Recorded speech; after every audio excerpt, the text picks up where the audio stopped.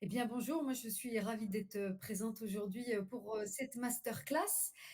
En quelques mots, je suis Sonia Van Tersten, directrice associée au sein du cabinet Coefficience 3. J'ai plusieurs casquettes, dont celle de consultante en management, donc coach formatrice et puis facilitatrice en intelligence collective. Voilà, notre métier chez Coefficience 3, c'est vraiment accompagner les transformations managériales et puis accompagner toute la conduite du changement.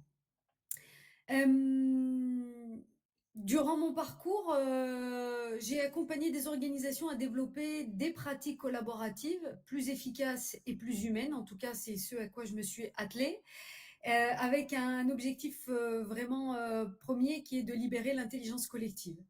Et donc aujourd'hui, voilà, j'ai ce plaisir-là de pouvoir animer la masterclass et de vous présenter une méthode que je trouve puissante, puisqu'elle permet de créer une dynamique de groupe relativement forte. Et cette méthode, elle s'appelle en fait Appreciative Interview, qui est tirée des Liberating Structures, donc des techniques d'animation qui vont nourrir l'intelligence collective. Ce que je vais m'atteler à partager là, c'est comment cette approche, elle peut transformer les relations interpersonnelles, comment elle peut booster la motivation collective et surtout, comment elle peut renforcer l'engagement des collaborateurs. Voilà, pourquoi j'anime cet atelier vraiment, c'est pour pouvoir diffuser un maximum ce savoir et que les uns et les autres, qu'on soit manager, directeur de formation, responsable transfo ou collaborateur, chacun puisse s'approprier cette méthode-là et puisse s'en servir et l'intégrer dans une culture d'apprentissage et de collaboration. Et dernière chose, pourquoi j'avais vraiment cette envie-là de collaborer avec Global et de participer à cette masterclass, c'est parce que je crois fermement que chaque personne, vraiment indépendamment de son rôle, de son positionnement hiérarchique, eh bien, pour moi, chaque personne possède une valeur ajoutée qu'elle peut apporter à son équipe et aussi à son organisation. En fait, c'est une méthode qui est simple, mais pas simpliste, simple dans son acquisition. On va se l'approprier, elle est à la portée de tout le monde. C'est une méthode d'entretien en fait qui va surtout explorer ce qui fonctionne bien dans une équipe ou dans un projet. Et c'est une méthode qui va permettre de valoriser vraiment les expériences positives. Voilà, si je devais la résumer en quelques mots, ça serait vraiment ça. Une autre force, c'est que si les personnes sont volontaires, elles peuvent toutes être contributrices, vraiment à faire avancer ce que j'appelle l'intelligence collective. C'est une méthode en fait qui fonctionne dans tous les environnements. On a envie d'être dans la collaboration, où on souhaite favoriser ce que j'appelle un leadership participatif, c'est-à-dire, moi je crois dans le leadership partagé. Je ne crois pas dans un leadership porté par une seule et même personne. Je pense que sur différents sujets, à un moment, il y a une personne qui va se mettre en avant parce qu'elle a la légitimité, l'expertise, la connaissance, l'expérience. Et puis à un autre moment, elle va se mettre en retrait pour laisser la place à quelqu'un d'autre. Et les appreciative interviews, elles permettent ça en fait. Elles permettent de redonner le pouvoir à chaque collaborateur pour qu'il puisse être un acteur du changement organisationnel et ce, de manière durable. Grâce à cet atelier, on va pouvoir générer une énergie constructive, on va s'appuyer sur des témoignages positifs, on va détecter et surtout diffuser des connaissances, des expériences qui sont réussies sur le terrain. On va pouvoir révéler les moyens d'obtenir des réussites simultanées dans tout un groupe, hein, puisque ça se fait en collectif et le collectif, ça peut aller de six personnes enfin, un nombre limite, j'ai envie de dire illimité pour le coup. Et donc, les effets que ça va apporter à la fois pour les managers et les collaborateurs. Je vous donne d'abord le sens, les enjeux, et puis après, je vous donnerai l'organisation de l'atelier. C'est que pour les managers, ça permet une prise de conscience des ressources internes, ce qu'ils ont déjà dans l'équipe. Ça va permettre de renforcer la capacité du manager à piloter les transfos de manière positive. Et pour le collaborateur, lui, il va se sentir, comment dire, impliqué, il va avoir un sentiment de reconnaissance. On va lui donner quelque part un peu le micro pour qu'il puisse apporter, partager et du coup, il se sent engagé dans son collectif et ça permet bien évidemment, mis bout à bout, une communication, qui soit meilleure en interne. Si on regarde encore plus macro, pas au niveau du collaborateur, du manager, mais au niveau des projets de transfo, vraiment, on fait un focus sur l'effort. C'est-à-dire qu'à partir des réussites, on va envisager l'avenir avec optimisme parce qu'on a déjà des ressources en interne, on a déjà des facteurs clés de succès. Et ça favorise aussi un climat de confiance et de coopération et ça s'inscrit dans la durée, ça devient même la culture de l'entreprise. Vous voyez? Et donc pour répondre à votre question, Hugo, bah, comment, se déroule, un atelier appréciatif et interview? Déjà généralement ça se passe bien, qu'on soit un animateur aguerri ou un peu plus, junior, ce qui compte, c'est vraiment de bien prendre le temps de bien le préparer et d'avoir les étapes, clés en tête. Première des choses, c'est rassembler un collectif et moi je préconise Global et je vous expliquerai pourquoi. Première étape, on va présenter l'exercice, c'est-à-dire que, il faut expliquer aux participants le concept des appréciatives interviews. Leur dire que l'objectif, c'est de mettre en lumière les réussites et les forces de l'équipe pour renforcer la dynamique, collective et avoir un temps de reconnaissance mutuelle. Ça, c'est la première étape. Donc, on présente l'exercice, on donne le sens. Deuxième étape, on va constituer des binômes, c'est-à-dire qu'à partir du nombre de participants qu'on a, on leur dit, voilà, vous vous répartissez sur les différentes tables et vous vous constituez en binôme. Et chaque binôme aura tour à tour un intervieweur et un interviewé. Donc une relation plutôt équilibrée. Un moment, on m'écoute et je partage, et un autre moment, j'écoute l'autre personne qui, elle, va partager. Troisième étape, on rentre dans l'entretien appréciatif, c'est-à-dire pendant, allez, selon le temps alloué, moi j'aime bien accorder au minimum 15 minutes. L'intervieweur pose des questions à l'interviewé sur les moments où il s'est senti engagé, valorisé, épanoui dans son travail ou dans l'équipe. Ou alors il peut poser une autre question, c'est quels sont les ingrédients forts que tu as pu apporter à l'équipe projet pour que ce projet soit une véritable réussite. Ensuite, on a l'interviewé qui partage aussi son expérience et ses réussites. Et donc, voilà, si on s'accorde 15 minutes, au bout de 7 minutes, en fait, on va inverser les rôles. On arrive à la fin de la troisième étape. La quatrième étape, c'est on rassemble tout le monde, on réunit tous les participants, peut-être sur la table centrale, si on est toujours en animation sur Global, et on demande à chaque binôme de partager un facteur clé de succès ou un élément positif issu de l'entretien appréciatif qu'ils ont eu. Et dernière étape, c'est on facilite la discussion ouverte pour identifier les forces et les pratiques positives qui ressortent des entretiens. Et on peut déterminer ensemble comment renforcer ces aspects pour améliorer la dynamique de groupe et favoriser vraiment la reconnaissance mutuelle de manière encore plus large au niveau de l'organisation.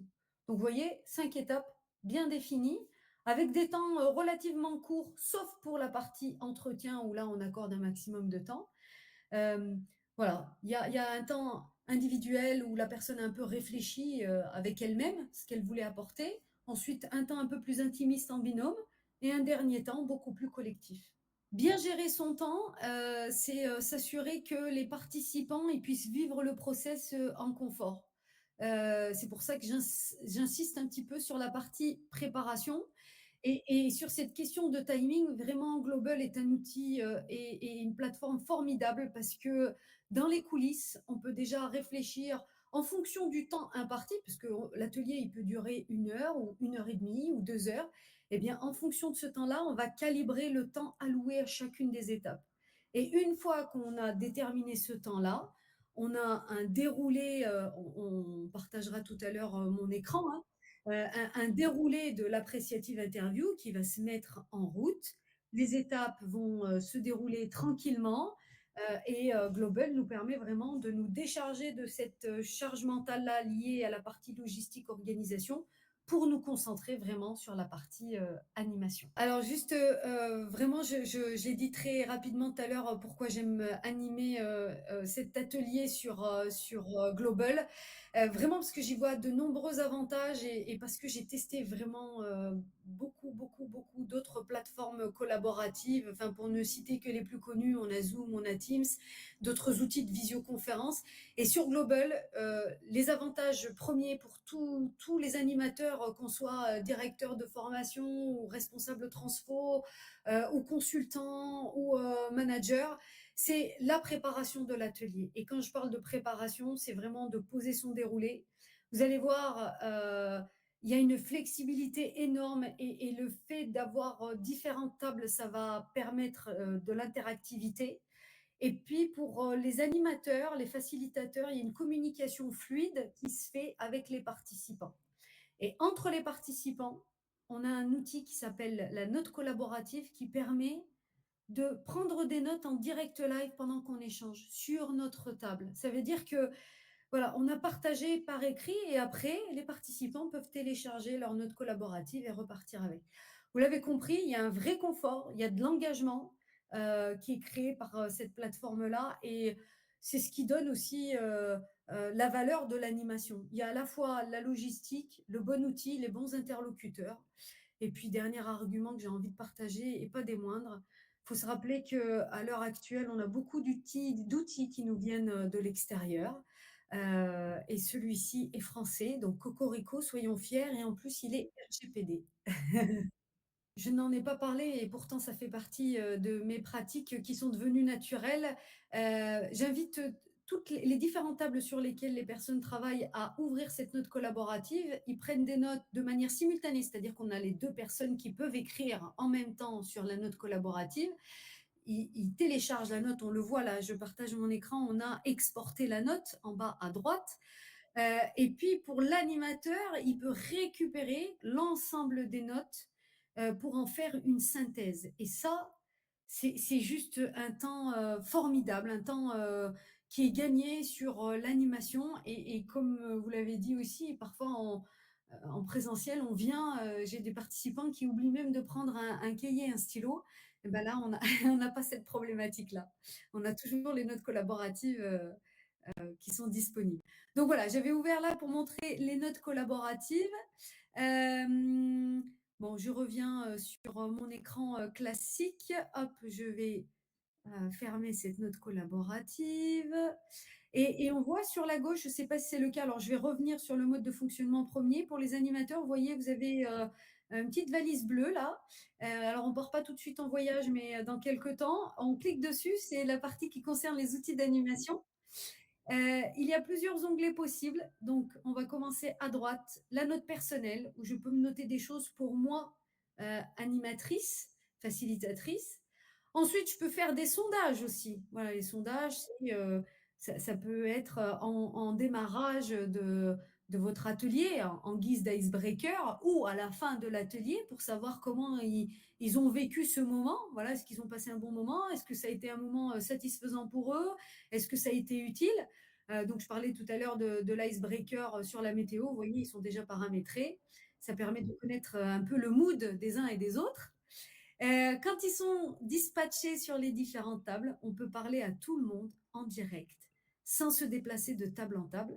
Alors, vous voyez, je dézoome pour vous montrer les tables. Pour ceux qui ne connaissent pas, vous voyez, il y a la table centrale où tout le monde est réuni. Et puis après, quand on les dispatche, ils viennent ici, table 1, 2, 3. Pour rejoindre les tables, c'est très facile. Il suffit de cliquer sur rejoindre.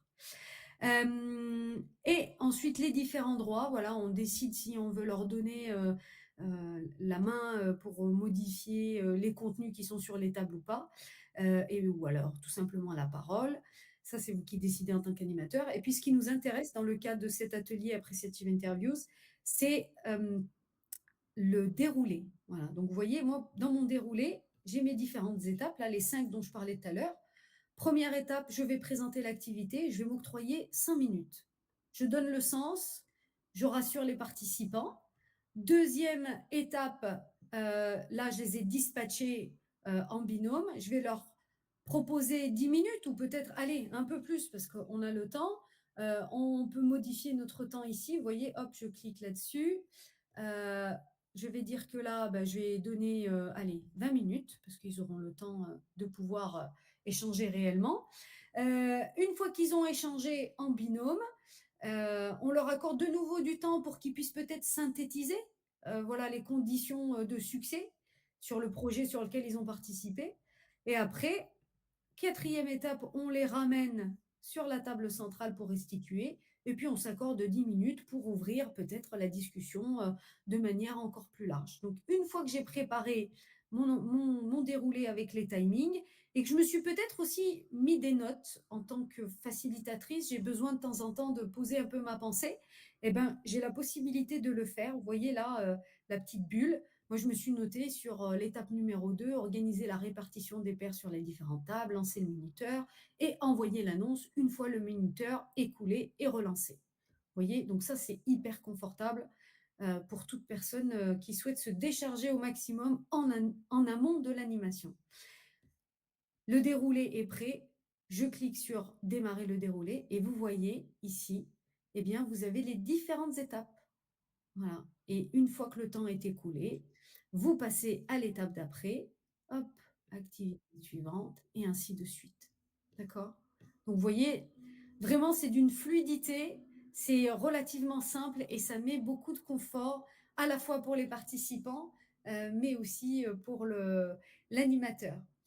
Hem Globalement, ce qu'apporte, l'animation, sur Global et peu importe votre atelier, c'est une immersion collaborative, vraiment des espaces interactifs qui permettent une dynamique très proche du présentiel. Voilà, la possibilité de travailler en sous-groupe, comme je le disais tout à l'heure sur les différentes tables, voilà.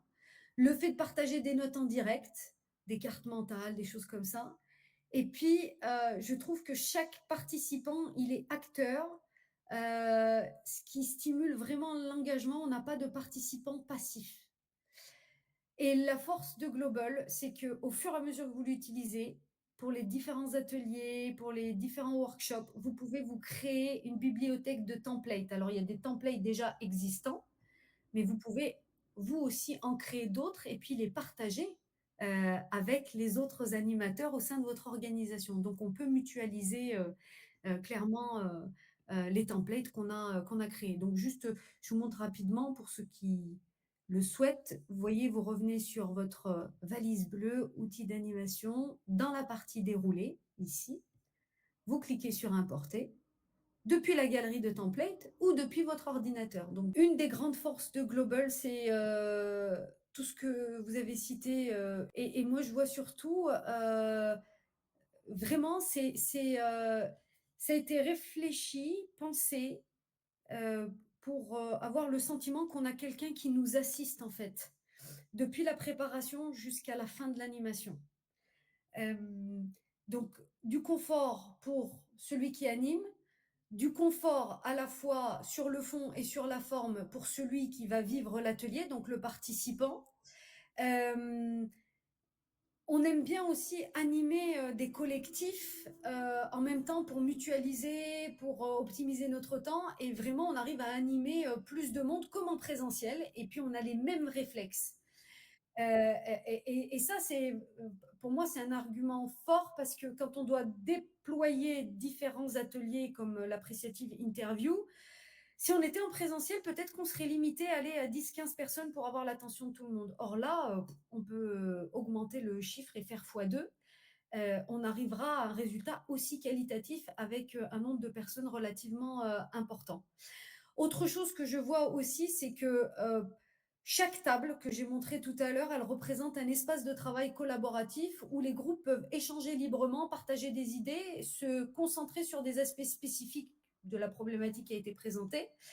Et vraiment, contrairement à d'autres solutions que j'ai pu expérimenter, j'ai pas de difficulté à passer de table en table ou de salle en salle, comme ça peut être compliqué et perturbant parfois sur d'autres plateformes dont je tairai le nom. Euh, voilà, donc ça vraiment, ça apporte du confort et les notes collaboratives, c'est vraiment un avantage majeur parce que chaque table a son propre espace de prise de notes directe. Ça permet aux participants de capturer des idées clés, des conseils partagés et des actions à entreprendre. Et comme vous l'avez dit tout à l'heure, toutes les notes, elles peuvent être consolidées à la fin de l'atelier. Ça fournit un compte-rendu complet et vraiment très riche de la session que les personnes ont vécue. Et ça, pour moi, ça contraste avec les limites des autres plateformes, où le partage de documents ou le partage de notes, ça nécessite souvent des solutions externes et ça rend l'expérience encore moins fluide. Voilà, donc les notes collaboratives, c'est un vrai plus. Et on n'a pas tout partagé tout à l'heure, mais sur Global, je trouve qu'il y a des outils de communication qui sont variés, qui sont intuitifs, qui facilitent les échanges entre les participants, qu'ils soient à la même table ou répartis sur différentes tables. Et voilà, on peut discuter en temps réel via le chat, on peut partager des fichiers, on peut même dessiner, annoter des documents directement dans l'interface. Voilà, on a tout à portée de main et sur un seul et même endroit. Et dernier argument qui me vient à l'esprit comme ça, c'est moi j'anime régulièrement des ateliers avec les mêmes personnes parce qu'on veut vraiment instaurer une culture commune et ils laissent des documents sur leur table. Et quand ils reviennent la fois d'après, ils retrouvent leurs documents. Voilà, un peu comme dans une vraie salle. On a laissé un bouquin, des feutres, des post-it. Ben là, on revient, on a tout à disposition. En fait, là, j'ai plein d'autres arguments. En tant qu'utilisatrice, vraiment, je partage mon expérience, hein.